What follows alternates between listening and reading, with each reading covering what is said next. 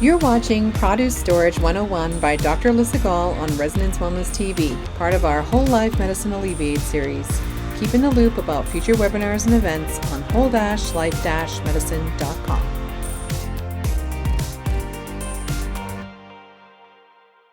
Hello and welcome to Produce Storage 101.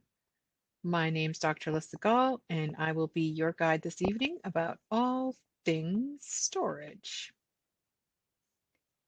Of course, as usual, this presentation is given in the context of the whole life medicine model.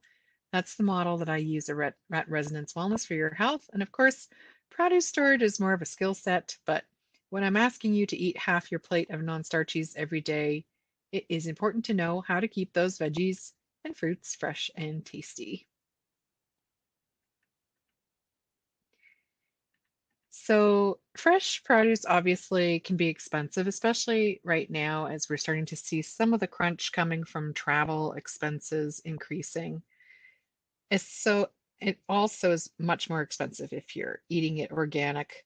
And there's really nothing more annoying than getting to those fruits and veggies one day too late and when they really don't look very good anymore. But you probably know that already, and that's why you are here on this webinar. So in this session, we're going to explore some tips and tricks that you can use to extend the shelf life of your produce. So let's get started. So I thought what we could do is start to take a look at first at what you should ideally be storing at room temperature. So the fruits and veggies that are more sensitive to cold temperatures and actually stay fresher when stored at room temperature include these items here. So I've got bananas and basil, cucumber, eggplant, garlic, grapefruit, and green beans, lemons and limes, onions, oranges, potatoes, summer squash, sweet potatoes, watermelon, winter squash, and zucchini. So for the most part, these ones like room temperature better. And in particular, if you are trying to put basil in the fridge, this is why it wilts instantaneously and looks like you never just bought it, is because it's one of the only herbs that really likes to be on the counter. And nowadays, I've started to see that they're selling it with the roots on it, which is great, but it also still doesn't like being in the fridge, even with your roots on it. So keep it out on the counter and keep it watered. Um, Bananas in the beginning obviously work really well at room temperature and they ripen at room temperature. Cucumbers actually don't love the fridge, but we actually love eating cucumbers cold. So sometimes it's a question of crisping it up for just a little while before you eat it. Citrus fruits, they do store on the countertop. Usually, if you could do it for at least a week on the counter. If you are not eating them very fast, of course, you could put them in the refrigerator for longer storage. Um, and they will stay longer in the fridge sometimes. Oranges and grapefruits are not ethylene sensitive, so you can store them with other fruits, but I would um, I would be careful with the big ethylene producers. So we're going to go actually over what ethylene is and which ones are ethylene producers and which ones aren't, so that we have a little bit better of a summary. But like I said, in general, if you're putting these kinds of things in the fridge, they're either taking up valuable space or they actually don't like being in that environment. And we're going to see a couple that you're going to want to definitely not keep in the fridge. I think too that if you store some of your produce in plain sight, it will remind you to eat them. So it depends on the speed. Like in our house, we'll probably go through, oh, easily 8 to 12 apples in a week. Um, and we like using fresh lemons and limes in cooking and in tea and stuff. So we're often going through those very quickly. So I usually almost always keep them out on the counter. They don't last much longer than that. Um, we actually, even though grapes are kind of nice in the fridge, we actually keep ours mostly in the counter because, again, we go through them so fast, they have no chance to do anything bad. So that's the ideal, right? The ideal is you're eating so much produce that what you see at room temperature, you're reminded to eat. All right, so let's take a look at a couple that actually work best in the fridge. Strangely, apples do work best in the fridge. If you leave them out, they often get a little bit mealy. That's why you have to, like, you don't want to leave them out for eons and eons. They do start to kind of get a weird texture to them. So if you keep them in the fridge, they'll be crisp for quite a bit longer. Asparagus belongs in the fridge. Blueberries does. Broccoli, Brussels sprouts, cabbage, carrot, and cauliflower. These are all things that um, like to be cool. And also, uh, this is a lot of these also could be stored a little bit separately from each other. We're going to talk about that in just a sec. If you have them in the fridge, generally speaking, you're going to have fresher fruit and veg longer when you're in sealed containers. So a little bit of variance depending on if they're gas producers or not, but you can use different kinds of pouches or containers with lids, especially if you have some that really like moisture. In our climate, often produce tends to dehydrate a little bit more, and in the cold, in the fridge, produce will dehydrate a little bit more.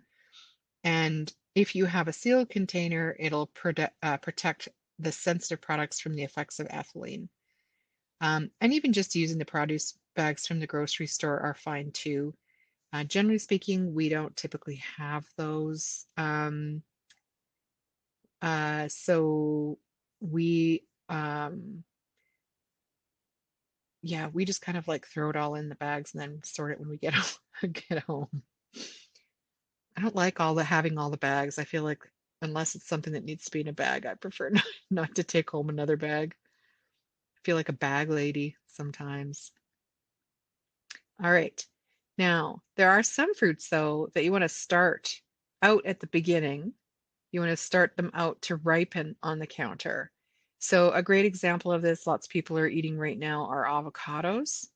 So, avocados um, do not ripen very quickly in the fridge. So, leaving them out, and then as soon as you see that they're the ripeness that you want, transferring them into the fridge actually works the best. And this is true of things like apricots and kiwis, mangoes, and certain kinds of melon. You know, melon will actually stay on the counter well till it's ripe, and then after that, it kind of tends to disintegrate. But if you catch it right in that window where you can start to smell the smell off the melon and then transfer it to the fridge, that works much, much better. Nectarines are the same. Otherwise, they stay too hard. So if you put them in unripe, they kind of age hard. So get them softened up a little bit and ripe and then transfer them. And same with some of the other tree fruits like the plum and the peach. Pears actually, again, they need to ripen in one place, but then once they hit that ripe point, you don't have very much time to eat them. So normally we keep our pears on the counter till they ripen and then we put them in the fridge quickly, hopefully eat them up. And if we don't manage to eat them up, we bake them.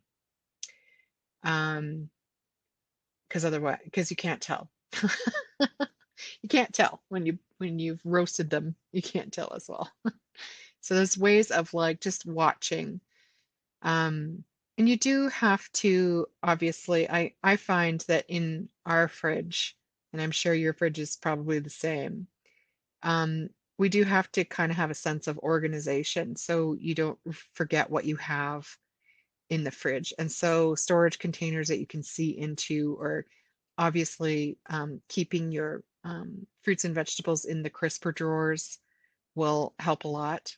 Everybody has different habits about what they put in the crisper drawers, but a lot of the time the crisper drawer is called a crisper drawer because it actually is increasing the amount of humidity in that particular drawer. And some fridges you can adjust it.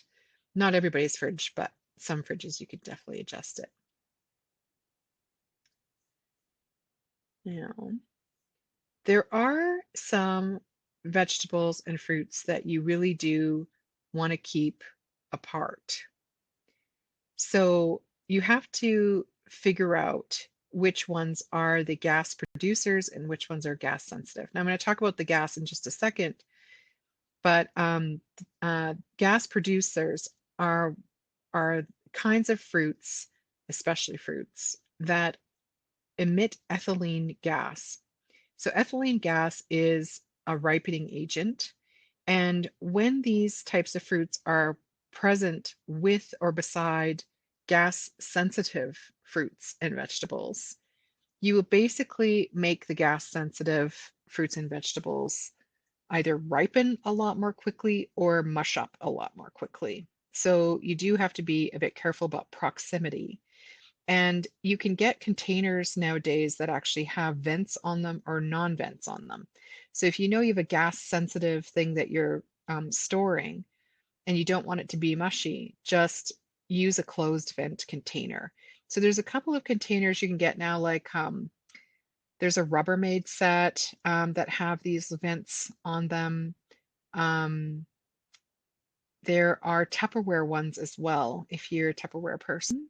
And I'm sure you can get more like that on the internet. I just always like the ones that you can actually put in the dishwasher as opposed to um, the ones that you have to hand wash. Because especially if something gets on there, it just takes too much time to clean it, in my personal opinion.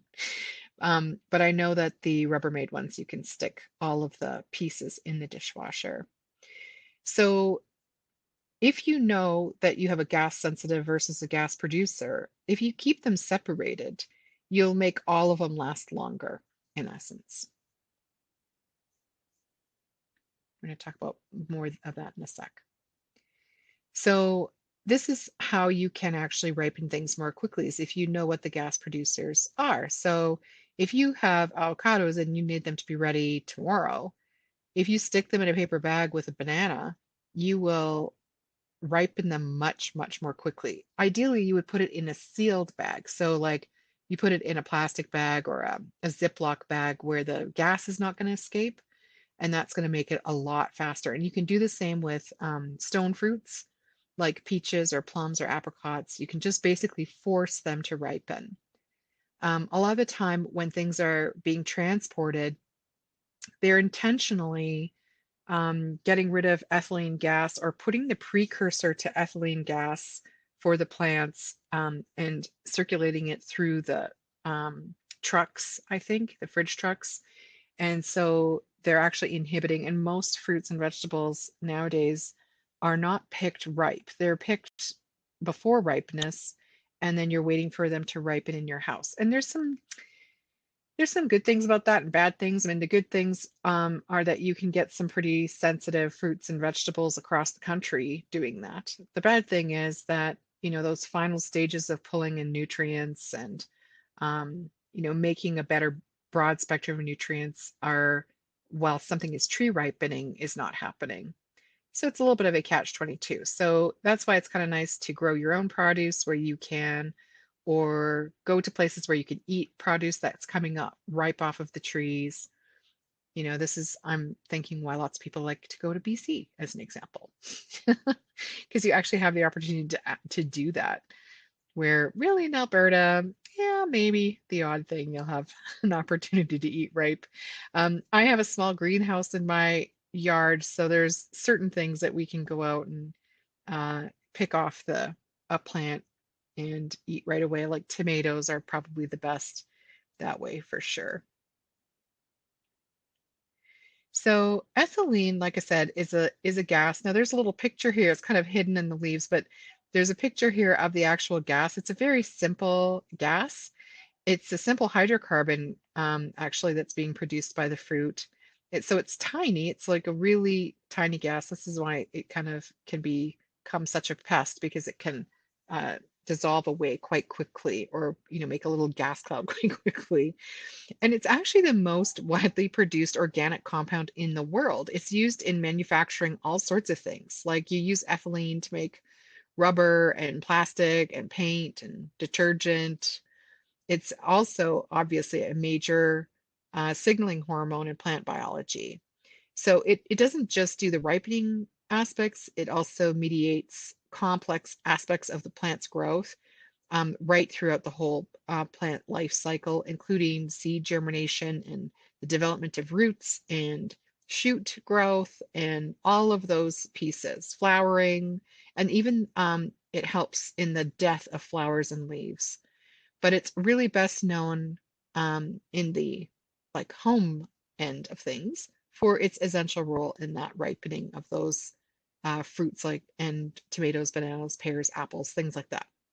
So it's often considered an aging hormone for plants. So it's telling those plants that it's time to go into these ripening processes. But it does just basically diffuse away. Unfortunately, if you've got it in the fridge, it's diffusing all over your fridge.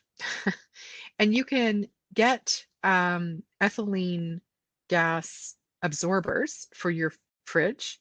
Um, I've seen the ones at like Bed Bath and Beyond as an example. They have the blue apple ethylene absorbers. You can sometimes get mats for the bottom of your fruit and veg drawers that are also ethylene um, absorbers. There's one that's called Smell Ease, which will actually take away ethylene. That lasts about a year, and you just basically can throw it out in the sun and it recharges it, and then you can put it back in your fridge. And they're all pretty available. I would say that if you Google it, you're going to find ethylene absorbers. And again, it decreases the ripening in the fridge, and it decreases the sensitivity of some of the fruits and vegetables when they're stored close by to ethylene producers, because not everybody has a huge fridge where they can really separate it out a lot.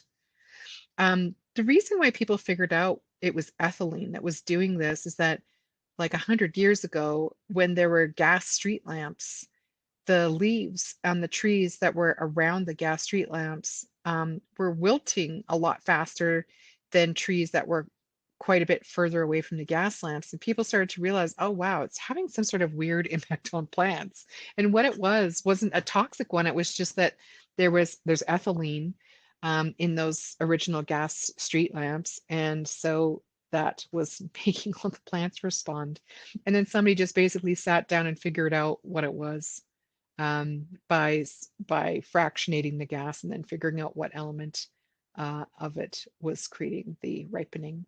So it's kind of interesting, weird, strange fact, but that's how it got figured out. So onions should really be kept in a really dry, dark space, but you can't put them together with some of the other dark dwellers. So onions don't do super great in the fridge. They don't also love humidity, so they don't do great in a crisper drawer, as an example. Um, they really should be in a bin where there's lots of air circulation and where they're stored a ways away from potatoes. Usually people like to keep, obviously, potatoes are other dark dwellers and sweet potatoes, but if you put them too close, both of them will basically go bad faster. So onions really like lots of air circulation, no light. They can be stored close to garlic because garlic is kind of in a similar family, but don't uh, put them too close to these other things.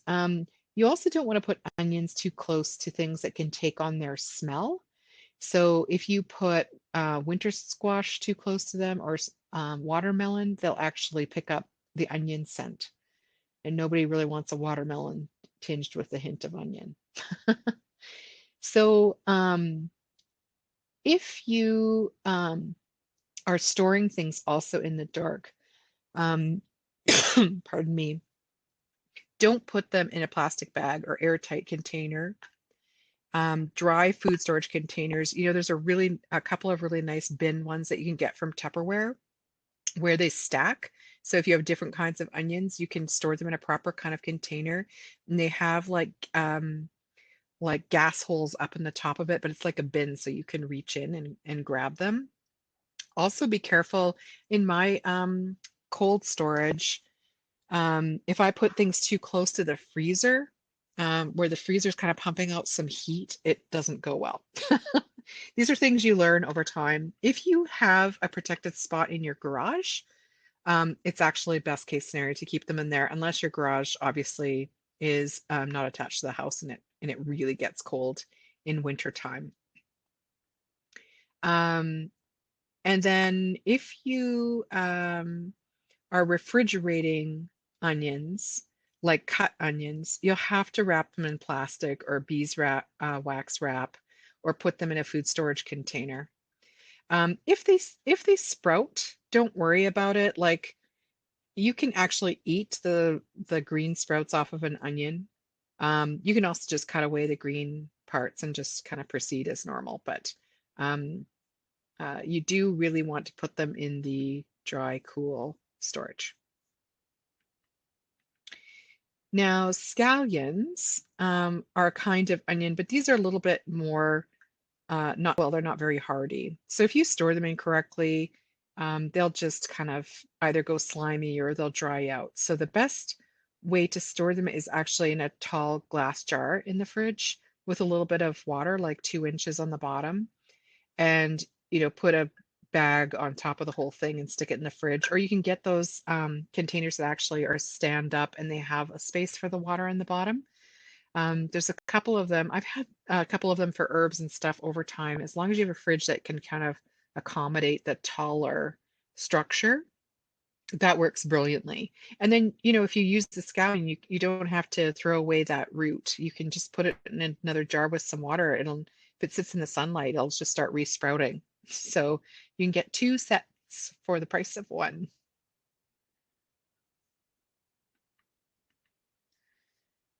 So slicing things and then storing them in the fridge doesn't always work all that great. Part of it is it's just oxidative damage to the sliced part, because you're damaging cells in the fruits when you're cutting them like that.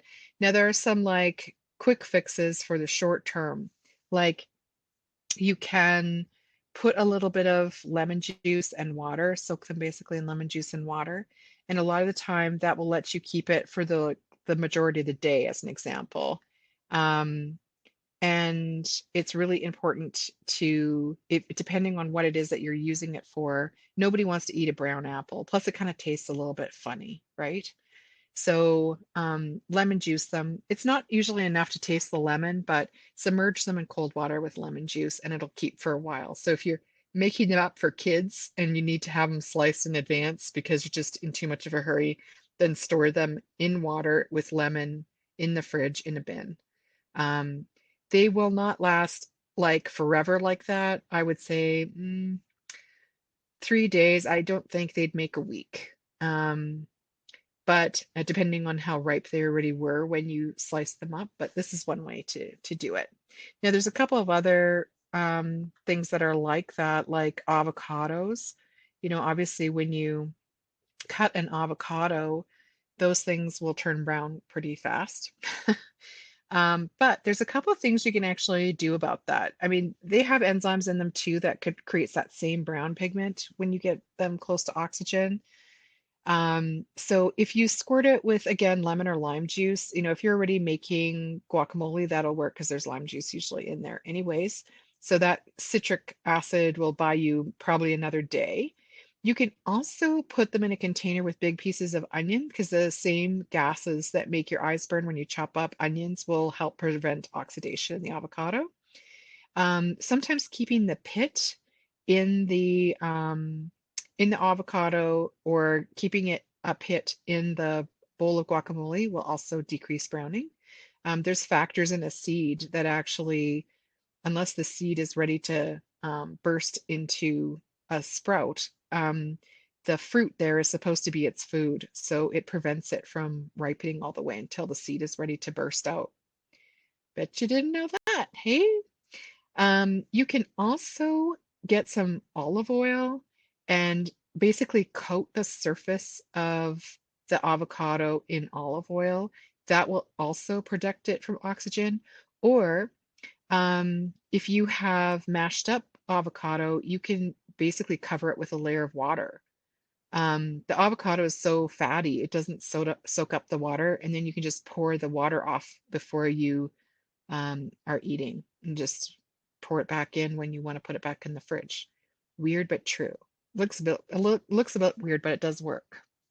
So those of you who are eating all those yummy avocado toasts, that's a couple of different ways of sorting it.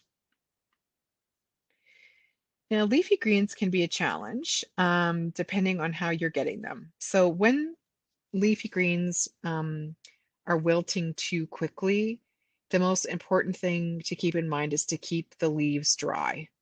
So you want to usually separate leaves from like the bottom attachments, and then you can salad spin them if you want to wash them ahead of time. Some people like to just have it done so that when it's time to eat your salad, it's done. But you really, really want to soak them in cold water and then salad spin them and then use either a dishcloth or some paper towels and just really get all the excess water off.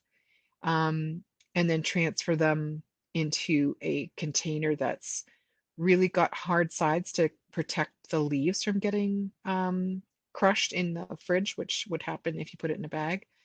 And then keep them with a little bit of paper towel that absorb the moisture. Um, and it depends a little bit on what kind of greens. Some of them are way more sensitive, obviously, to being soaked in water, but if you can get the pre-washed ones, that's fine as well. But I would put some extra paper toweling or something in the bottom. Um, and you have to be careful that they don't freeze. One of the biggest issues sometimes in produce um, uh, keeping is that you have to put them in the zones of your fridge where you know they're going to be okay. And there has to be a lot of space around things in a fridge, not like centimeters of space, because actually a fridge won't work unless it's full. I don't know if you've ever noticed that, but if they're designed to actually be full of food, maintaining the coolness. So if you're like go out to the cottage and there's been nothing in the fridge will not be cold. And it's nothing wrong with the fridge. It's just designed actually to be full and have the food coolness maintain the temperature in the fridge. So if you want to keep your fridge cold for when you go out to your cabin, just fill a bunch of big water containers and just leave them in the fridge to hold the cool in there. And then the fridge also does not work as hard because it's going to try and run to get the temperature down, even though it's having difficulty doing that. So that'll actually save energy. So an empty fridge actually can can take more energy to run, which is ironic. Um, so a lot of the time, a colder zone will be closer to your vent that's coming from your freezer, because usually the fridge will actually run the air through the freezer, and then the freezer air comes into the fridge. So same thing, if you don't have very much in the freezer, it just ices up, and you don't get as good of a quality of fridge air. But it depends again on how the fridge has been designed. So in my fridge, I cannot put leafy greens up on the top near the vent because they will just freeze. So I tend to keep things away from the back of the vent. I have a very cool fridge. I have a Fisher Paykel, which is, I think it's an Australian fridge, and it has some really cool stuff like ways of taking the bins out without unhooking all sorts of stuff. That way you can clean them and stick them back in when they're on trays. I love this fridge, but it does have some cold spots and hot spots. So check your fridge. You just never know. Now, obviously, if you're going to put berries in the fridge, they are delicate. They hate to be wet. So you can wash them in a little bit of white vinegar. So maybe a few tablespoons of white vinegar and a big bowl of cold water. And just let them kind of be rinsed off in that liquid, and then put them on a paper towel lined tray to dry if you're going to use them. If you're not going to use them right away, there's no point in washing them and sticking them in the fridge. If they're wet, they'll just mush. So keep them in a strainer or like something that'll allow the air to filter through it. Even the clamshell containers, they sometimes come in. A lot of the time, I'll just put an extra layer um, of something on the bottom there, paper towel, or if you have the ones with the Rubbermaid ones actually have a little mesh grate um, that fits within the container, so they're all dripping out, like any moisture is dripping down underneath them. And that helps a lot. So otherwise they get mushy. I don't know if you've noticed that, but like with raspberries as an example, if you keep them in that clamshell with the paper that's already kind of been absorbing stuff and it's too damp, they just all get moldy from the bottom. So take them out of there, stick them in something with more air underneath, and you'll be much happier. And don't put them in a sealed container. If you seal them, they'll all just mush up faster. So again, going back to the pantry, you're basically gonna put your potatoes um, in the pantry or in a cold storage, cold and dark. So if you put potatoes in the fridge, that starch in them um, changes and it gives you that kind of gritty texture and it often makes them a bit sweeter. So it's a kind of a funny mix, but you can tell sometimes when people have served you potatoes that have been stored like that, because even when they're baking, they've got that weird gritty kind of feeling to them. You've probably noticed this before eating a potato that wasn't stored properly, and you just probably didn't realize that that's what it was. But it's kind of a weird mouth feel to it. And green, you don't really want to use green potatoes. Green usually comes when there's been too much light exposure, and that green actually is a toxin. So, I mean, worst case scenario, if you really need some potatoes and yours are kind of green on the outside, just make sure you don't eat any of the green pieces and take out the affected zones so you're only eating kind of that cream colored part of the potato. But it's not a good idea if all your potatoes are going like that, then you need to figure out what's going on in your storage system. You really shouldn't be eating them regularly like that. In fact, I don't know if you know this, but um, when potatoes were first introduced into the United States, they were brought by I think they were brought by the Spanish. I'm trying to remember who brought them to the White House. They were brought as a gift on a ship from Western Europe. And of course, potatoes originally come from South America. They're from the high Andes. So they like these kind of like cool, um, drier conditions.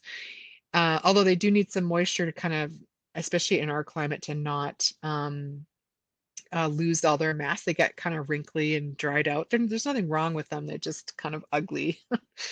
But they brought the whole plant across. So the potatoes with the plant tops, and they presented it to the White House chef, and the White House chef assumed it was the tops that were the parts that he was supposed to be making things with. So he actually steamed the greens and like gave poisoning to like the White House dinner. I guess people were puking and things like that. I'm sure we would, of course, never have access to potato greens, mostly unless you have your own potato field, but that's how toxic those green pieces are. So do not eat the green parts. I do not recommend it. Just eat the well-stored tubers. Like I was saying, you can use your veggie crisper, and they just generally speaking have a different humidity from the rest of your fridge. So you can obviously lots of people put, I don't know, other things in their veggie crispers in their fridge. I just got this book actually out of the library because I like the library, and it was called Chef's Fridges or something like that. And it's basically pictures of the fridges at home of chefs with like great restaurants, like Michelin starred restaurants. And I'm always curious, okay, what do these people who cook for a living have in their own fridges? And it was really interesting to see like the huge variation of what people kept in their fridge, and then how they even kept it was really interesting. Some people were like, you could see they had all these beautiful things stored in jars, or things that they had made that were preserved and they had them all labeled beautifully. Other chefs basically had just such a huge mishmash of things or things that they were kind of like their favorites. And I was a little bit taken aback to realize that most of them were not putting their vegetables in the actual like veggie compartments. So who knows? Maybe they all live in places like California where you walk outside and grab a lime off your tree and that's that. But it was kind of an interesting book. If you're curious about that, I recommend it. It's a Calgary Public Library book. Now, in some fridges, like I said, you can adjust your humidity setting for each drawer. So if you have like a thin-skinned or leafy vegetable that's prone to wilting, you can just stick it in the higher humidity drawer. And usually they have like the little drop signs. On mine, I think it goes from 1 to 3 drops on the drawers. And if you have the high ethylene producing fruits, so all of those tree fruits, store them in the lower humidity drawers because less trapped humidity otherwise will allow ethylene to escape. So if you don't have the humidity controls, you're still going to try and separate your produce by ethylene production. And like I said, put your ethylene gassing off things in one section and hopefully with some ethylene reducers, and then put the other ones in the other drawers if you can. Definitely don't put them in the same little bin together. Now, if your produce is about to go bad, there's a couple things you can do. Or if you buy in bulk and you're not going to be able to finish things, there's lots of things that actually freeze quite well. So this is just a partial list of things that actually, generally speaking, freeze quite well as long as they are blanched or already cooked. The reason why blanching works a bit better is that way when you put stuff in the freezer, it maintains its shape a little bit better and the color better. So you can't just as easily, chop up greens and just stick them in the freezer. It doesn't work very well like that. You'll just get mush out at the end. But if you pre-blanch it, so that means it's about kind of like halfway cooked. You actually haven't cooked it all the way, and sometimes even a little less. So with greens, as an example, if you blanch a bunch of spinach, it will wilt, of course, but it's going to be just cooked enough to stop enzyme activity and not cooked enough that when you bring it out that you can't add it to something and still have without still having texture. There's lots of fruits that can be basically frozen on trays. It depends on how much room you have in your freezer, but if you freeze them individually, like on parchment paper on a cookie sheet, then you can basically use the parchment paper and dump them into a bag once they're totally frozen. And that works really quite well without using sugar. I mean, historically, a lot of people would be producing fruits in syrups that go in the freezer. And that's fine. They keep very, very well like that, but you have to actually use quite a bit of sugar to do that. And I'm not the biggest fan of doing that for every single thing that you're freezing. I did grow up on strawberries in syrup frozen in the freezer. So my grandmothers both basically grew like all summer long, had huge strawberry patches, which I don't know if you all know, but I'm actually allergic to strawberries and I didn't figure that out for a long time. But they used to cut them up, put them in a sugar syrup, and then basically shove them in the freezer, and they just took them out all year long. Same with Saskatoons. We had the same way. And I don't think any of the vegetables necessarily. And I think sometimes the raspberries too were in syrup. It was only in later years that they actually started doing them separately and then mixing them into something else. But you can dry pack the fruits like that. And you can learn how to just blanch the things partially if you know they're about to go bad, but you still can keep them. I love always having like sweet potato and squash cubes blanched in the freezer because then when you go to cook with them, they're already cut up, they're already half done, and it doesn't take much to, you don't have to wait for the whole squash to cook, as an example. I'm sure there's other ways to do it, but these are pretty easy ways to just blanch, package. And don't forget to give them a little bit of room in the top of the freezer because lots of things when they freeze expand, and that's all you need is to have the container expand and spill everything out all over your whole freezer. So give it a little bit of room for expansion. Now with herbs, like I said, basil really needs to be on the counter. But everything else, generally speaking, likes to be in the fridge with a damp paper towel. We go through a ton of cilantro. My partner loves cilantro, and he will put that pretty much on everything. And we use a lot of fresh herbs where we can. So the best way of improving their longevity is, and cilantro will last forever like this. We put basically a wet and squeezed out paper towel around the stems, and then put the whole thing in a like a Ziploc or a sealed container, and they will stay. It'll stay for weeks, um, and fresh and crisp and ready to be chopped up and go.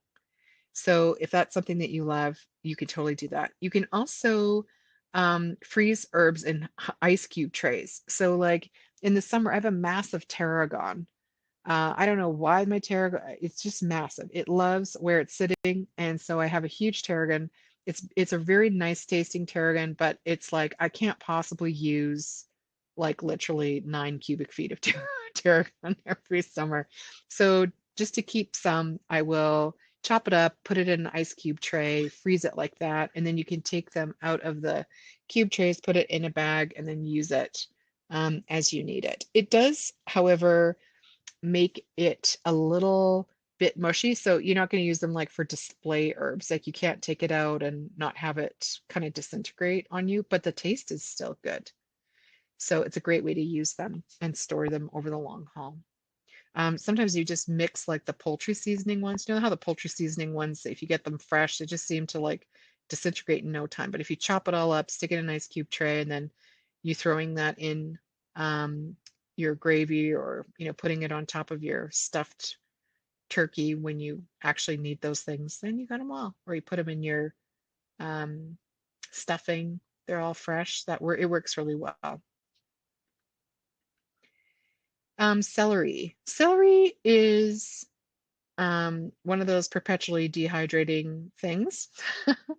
It does kind of produce ethylene, and it does get things a little bit rubbery.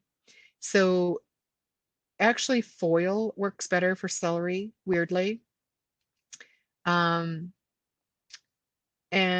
celery that's gone rubbery, you can just stick it actually in cold water for about, I would say, an hour. So if you have some of those ones that kind of are looking a little bit weak, just stick them in cold water and leave them there for an hour or two, and they're pretty much perfectly fine.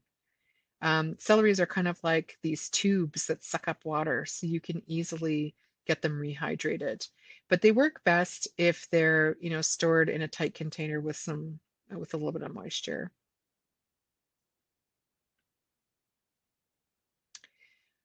Paper towels. I am actually not the hugest paper towels person, except for using them to preserve herbs and putting them on the bottom of some of these containers that otherwise would be damp, like in the lettuce. You can actually wrap a whole thing of lettuce and put it in a plastic bag and leave that kind of the top open, and it just leaves everything pretty crisp for quite a long time.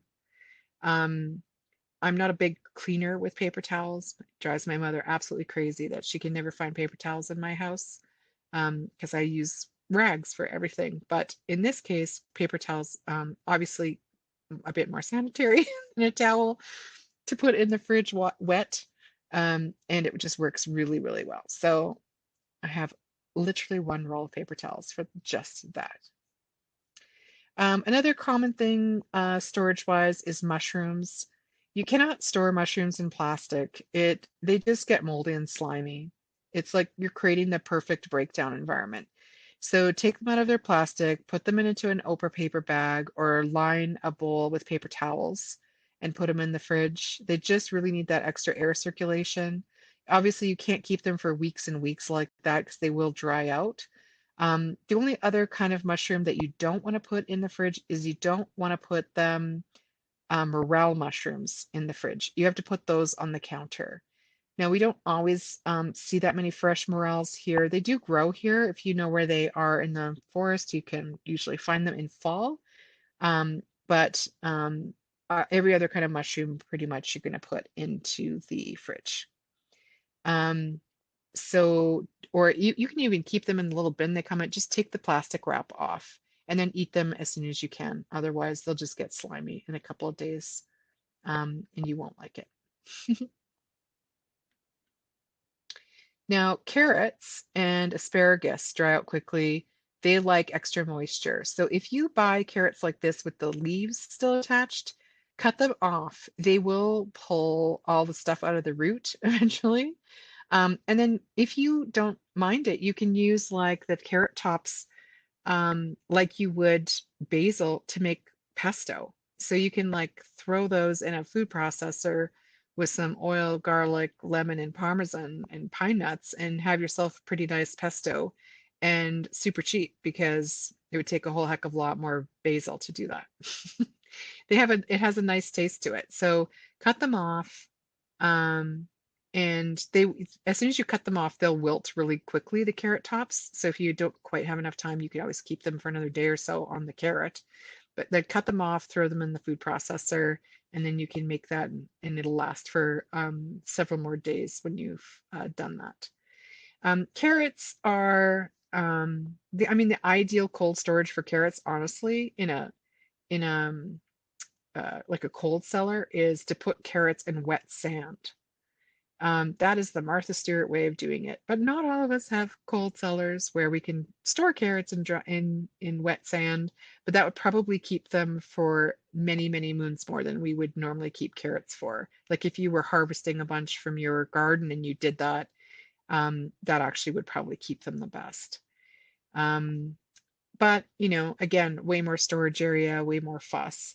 If you're just eating your carrots, though, they do like to be um, in a container where there's some water and sealed with wrap. And same with asparagus. If you'll notice that a lot of time nowadays you'll see asparagus with quite a bit of water in the bag, if they're come in a sealed bag, or they're standing up straight in a water bath at the grocery store. So that's just showing you they're just water loving, and they will keep much better if you keep them like either way. Okay, so let's go here to a couple of questions. So eggplants, yeah, if they're storing it kind of in a fridge container, it's totally okay to leave it out after that. There's not going to be any problems with that at all.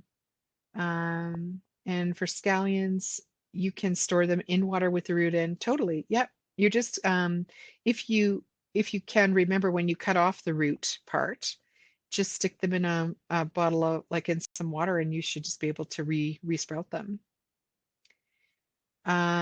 So I am going to, we're going to have these slides up, Chantel, so that you can see which ones are all ethylene producing and not ethylene producing, so that when I put the video up, you should be able to get that for you. Or I could probably, I can see if I can get you the PDF for the slides, if that works. If you want some slides like that, just shoot me an email at work and I'll send you the slide. How do you work with onions without the tears? Well, it doesn't totally, like, there's a couple of variables in that. First of all, like the fresh, strong onions that are young and you just pull them off the field, they will be pretty intense. A lot of the gas actually preferentially is going to come out of the bottom end of the onion.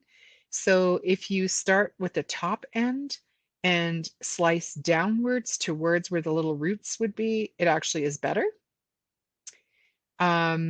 So, but really, like the bonus of onions, what's kind of like getting up into your eyes and things are some of the best compounds in onions, and same in garlic.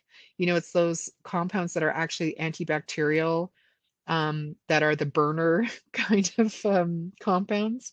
So, but if you chop them from the top towards the bottom and then you flip down the bottom and don't cut off the bottom of the onion first, it tends to make the gas emission much less. And am I freezing the herbs in olive oil? No, in water. But you could probably freeze them. You could probably freeze them in olive oil. Yeah, you can freeze actually a number of different oils. I mean, you can obviously freeze butter. So you could freeze the herbs chopped in butter if you wanted, if that floated your boat. But I like them in the water because then I can just kind of put them in pretty much anything and they're not in case I didn't want oil or I didn't want butter in it. But that would both work. And yeah, I can totally make the PDF for you. And bell peppers. Bell peppers actually are better in the fridge longer term. You can store them for a while outside, but then again, when they really start to get to the point where they're quite ripe, then transferring them into the fridge, you should put them in the fridge, I think. I'm not sure if it would make a huge difference in their longevity either way. But they can be stored out for a while until they get too ripe, and then like I said, transfer them into the fridge and they'll probably stay another couple days. The cilantro is soaked sitting on the shelves at the store. Yeah, like I said, I found, Mare, that if you shake it out, like shake out the leaves so that they're dry, so dry off the leaf part and then put the paper towel that's wet, not dripping wet, but like really like had been saturated and wrung out around the bottom and put them in a plastic bag and they're great. Like I said, like we can generally speaking keep it for weeks in our house. Like we usually buy at least two or three bunches of cilantro per week. So you can tell how much we're using. But it actually will last a long time if for some reason we lose one in the bottom of the fridge, which often happens. It's amazing how nice it's looking at the end of that. Okay, so this is the last lecture, May, of the Alleviate webinar series for this season. I am in the middle of figuring out which ones that I want to do for next year. I am still in the planning phases, so if there is something that you wanted to hear about, please let me know because I could potentially include it. So if there's something that you're dying to know about or you wish I would have spoken about this year or the previous years and you haven't seen it yet, then let me know what it is and I will put it on my list. So thank you so much for coming and for asking great questions. And I hope you're going to find some cool containers and do a couple things differently and make all that produce last forever. All right, we'll talk to you guys really soon. Good to see you all. Well, see you is relative, but talk to you on the chat box. And like I said, just shoot me an email and I will make sure to send you PDF slides. Okay, take care, guys. Bye. Thanks for watching. I love to connect to my patient community to inform and inspire, and I hope you'll join us again in the near future. Don't forget to check out whole-life-medicine.com for more webinars and events.